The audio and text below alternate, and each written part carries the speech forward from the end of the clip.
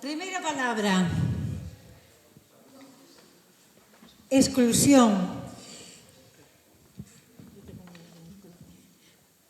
Esta Raquel engañoume, porque así empezo de primeira, pero bueno, vale. Sí, collo o micro. Sí. A ver, eu puxen exclusión, porque na nosa mesa puxen exclusión polo valor das palabras, porque temos que darlle o valor ás palabras, porque Encarna cando na mesa dixonos que nos tiñamos que definir, e eu definime como ciudadana cega. E como ciudadana cega, quero que todo o mundo pensaría que iba a poñer inclusión, accesibilidade. Por que poño exclusión? Porque dentro dos dereitos culturales todavía hai moitas persoas que quedamos fora dese círculo. Todavía hai moitas persoas aos que non lle chega a comunicación, unha comunicación que está dominada polos poderosos e na que hoxe por hoxe nos encontramos con bulos e con fake news. Exclusión porque todavía cando utilizamos o lenguaxe non é un lenguaxe nin inclusivo nin accesible. E exclusión que deberemos de que estamos aquí para que? Para tratar de quitarlle a es, poñerlle un in e quedarnos con inclusión. Pero bueno, para iso hai un camiño e a ver se isto sirve para que efectivamente se chegue ese camiño. Brava.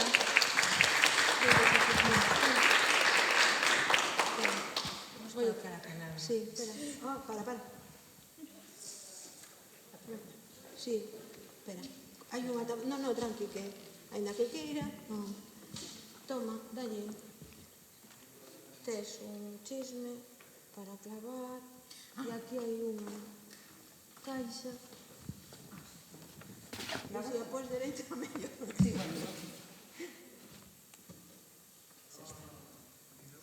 Grazas.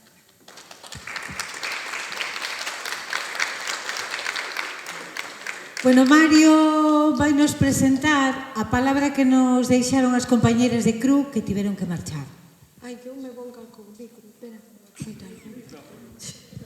Bom, as rapazas de CRU escolleron folclore e dixeron, como era a frase? O folclore... No, como era? Xa non me acordo. Cando marcharon, eles sí. dixéronme folclore versus cultura.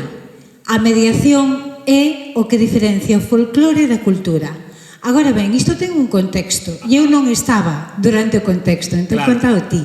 Eu plantexei a frase que era os ricos teñen cultura e os pobres teñen folclore, resaltando que a cultura e o folclore son o mesmo, pero obviamente separados na nomenclatura pola clase social e polo poder socioeconómico, non? Entón, houve un debate inesperado sobre a xente que pensou que decía que a cultura que era unha expresión superior do folclore e a xente que entendeu o que eu quería dicir que era a mesma cousa. Que significa esta frase? Eu non sei, é verdad. Eu só reproduzo a vontade das miñas compañeras que xa marcharon. Eu vou intentar... Entendo que elas nos din que para que entendamos o folclore como debemos entender, como cultura, como a nosa cultura, para quen así non o perciba aínda, pois necesita un pouquiño de mediación, vale? Unha pílula de mediación e queda todo resolto. Grazas, Mari. Que máis?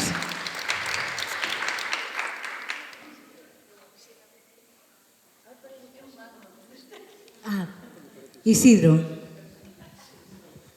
Ola, ben, a palabra, unha das 4 palabras do grupo que puide partillar moito e darlles alegría, graciñas, e atención plena.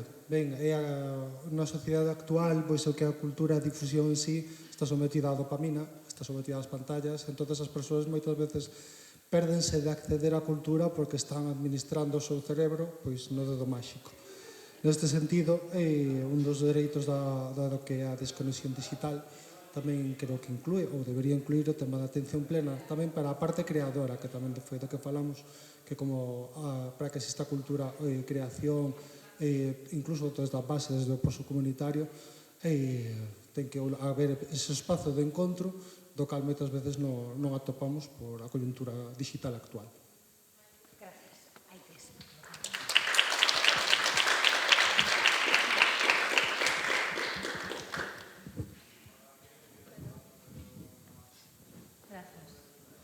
Quen ven agora?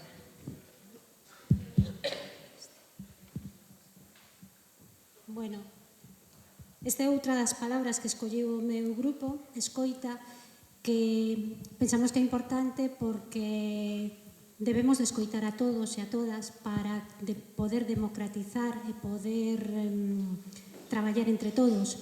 Entón, esta escoita vai para todos.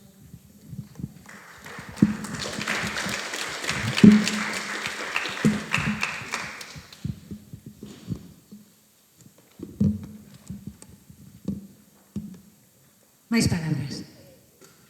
Ai, xa está aquí.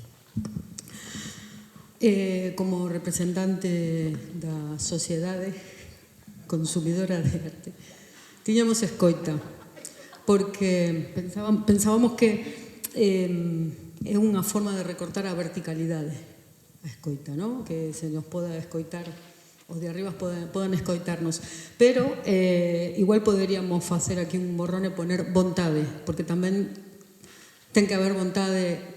Vontade de escoita. Vontade de escoita. Bueno, pois facemos unha composta, vontade de escoita. Sí, os parece ben? Vamos buscar despois o rotula. Vale. Colócate aí. Como é?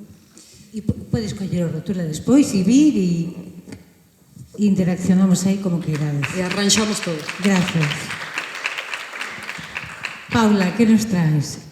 No meu grupo saiu en moitas ocasións a palabra corresponsabilidade na comunicación, nun momento no que loitamos contra a desinformación e contra tendo moita información no momento no que é máis difícil diferir e filtrar toda esa información, tamén corresponsabilidade nos coidados e nos autocoidados, corresponsabilidade na demanda e na construción das políticas culturais e corresponsabilidade de colocar as persoas no centro. Gracias.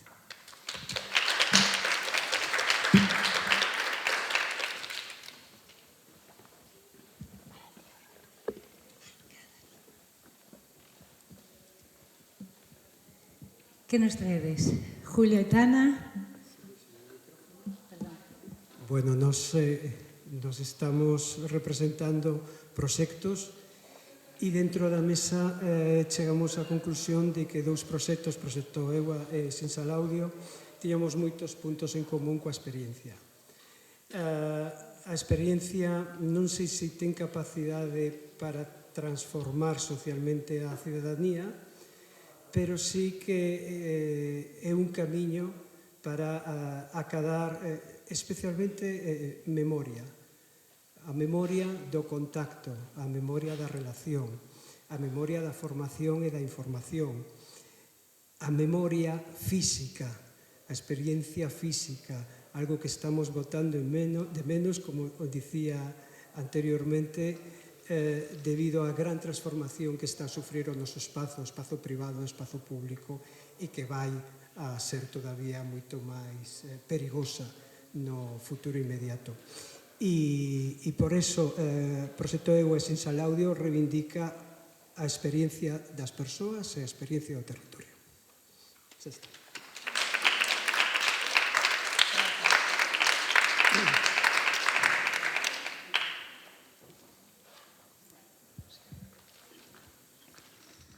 Tamara, desde a comunicación. Si, eu represento o ámbito da comunicación da miña mesa, escollín a palabra credibilidade porque un dos grandes retos aos que nos enfrontamos como sociedade é saber identificar a información fiable. Como podemos identificarse detrás das noticias que lemos, hai profesionais de información independentes que verifican diferentes fontes e fixeron as investigacións pertinentes antes de publicar a noticia.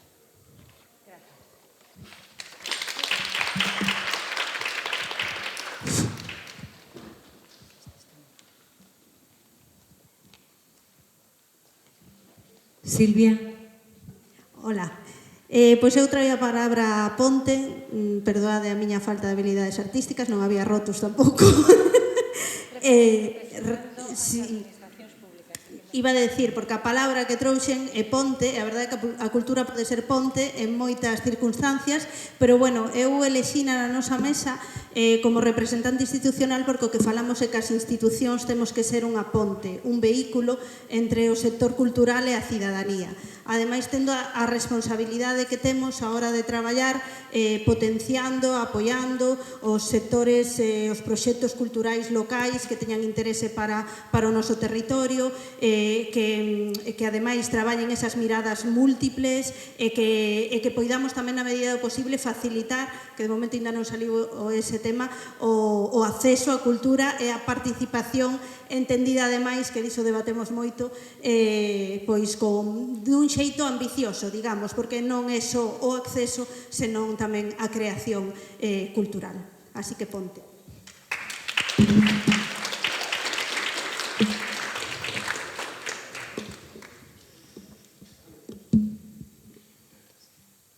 Que nos queda por aquí? Galo. Bueno, como representante do Museo do Videoxogo, e tamén na mesa se falou moito desta palabra de identidade como un dos alicerces dentro do que poderíamos considerar a cultura. É algo fundamental do que non nos debemos esquecer se queremos garantir ese acceso do que estamos falando hoxe aquí. Gracias.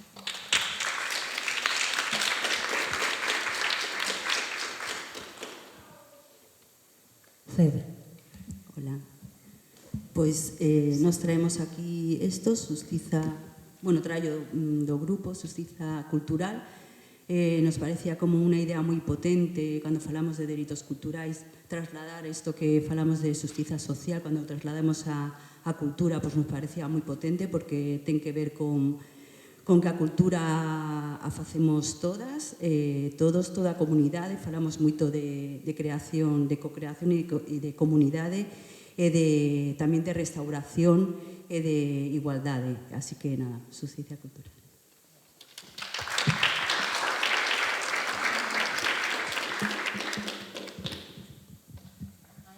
Hola.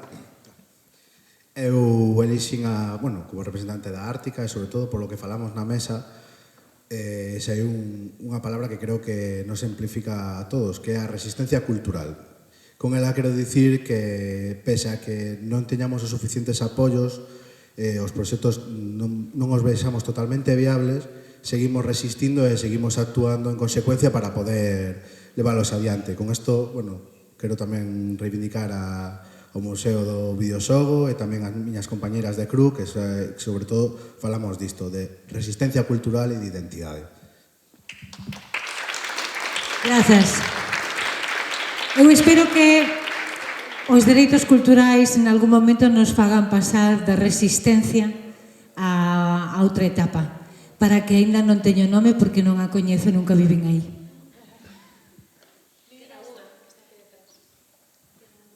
Queda a última. Vamos a por ela. Gracias. A palabra é transcultural, en realidade debería ser transculturalidade. Xurdiu un pouco un debate no noso grupo sobre as fórmulas artísticas do pasado e as novas propostas contemporáneas, un pouco falando sobre si a xente lle interesaba ver cousas novas ou si lle interesaba ver máis folclore. Entón, Roberto propuxo esta palabra un pouco para aunar ese significado dun espazo onde o pasado, as raíces e o contemporáneo poidan dialogar, ao mesmo tempo que se poida dialogar co de fora, dende o de dentro, e un espazo onde compartir, onde construir en comunidade. Grazas.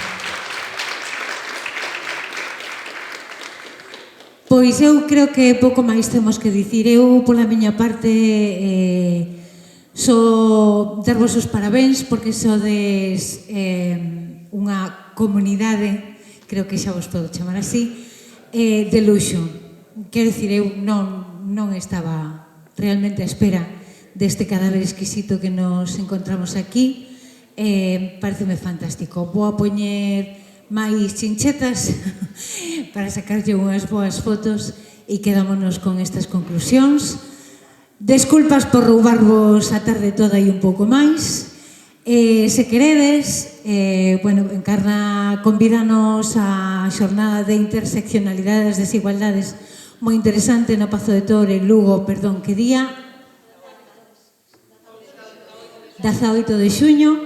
E logo aínda está por decidir a data na que en outono, esperamos, cos resultados das 4 recollidas, elaborar un informe que lle presentaremos ao señor ministro, que de momento confirma que sí, que vai estar na xornada final. E para daquela tamén espero que teñan presentado xa ese plan de dereitos culturais que se anunciaba para agora, para esta primavera, e de primavera nos quedan poucas semanas. Entón, a ver que pasa de aquí a lá. Mantemos a esperanza. É o que nos queda, poesía e esperanza. Grazas.